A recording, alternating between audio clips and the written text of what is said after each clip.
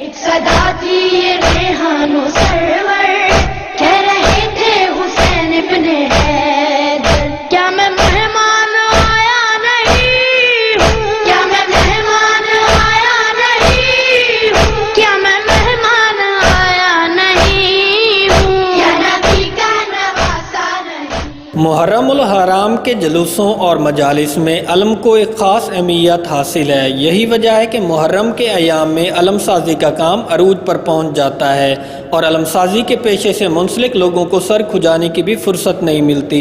ملتان کے علاقہ علی چوک سے تعلق رکھنے والے محمد اسحاق کا حال بھی اس سے کچھ مختلف نہیں۔ یہ گزشتہ 25 سال سے محرم الحرام کے مہینے میں ہونے والی مجالس اور جلوسوں کے لیے علم تیار کرتا ہے۔ ان دنوں میں یہ علم کا کام زیادہ ہوتا ہے، ہم دن رات بناتے ہیں، یہ خرید و فروخت اس کی زیادہ ہوتی ہے۔ ان دنوں میں ہم یہی علم کا ہی کام کرتے ہیں اور کوئی نہیں کام کرتے۔ محمد اسحاق کا کہنا ہے کہ علم بناتے ہوئے اسے خوشی کے ساتھ ساتھ روحانی سکون بھی ملتا ہے۔ میں جب یہ شہداء کربلا کے نام لکھتا ہوں تو مجھے یہ دلی سکون ملتا ہے۔